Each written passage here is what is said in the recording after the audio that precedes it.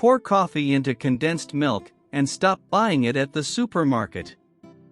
I'll start by adding 395 grams of condensed milk into a container. We will also need a tablespoon of instant coffee. And then we'll mix. I'm sure you'll love the end result. After I learned how to make this recipe, I never made it any other way. We will also need 450 grams of cornstarch and 80 grams of butter.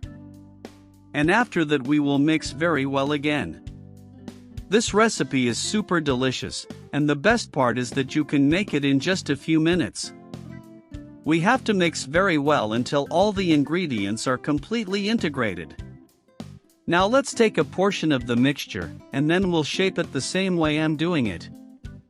Don't forget to tell me which city or country you're watching from so I can send you a special hug in the next video. After that, I will transfer everything to a mold previously greased with oil.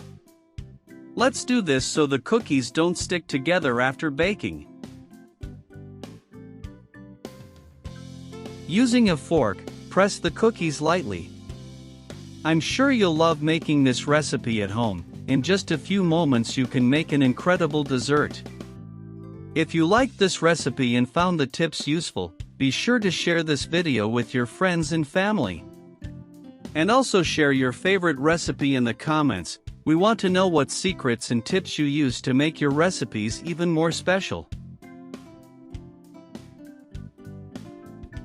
Now let's bake it in the oven at 180 degrees for 20 minutes.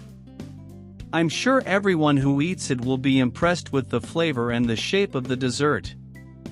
Every time I make it here at home, they ask me to make more. Thank you for watching this far. See you next time.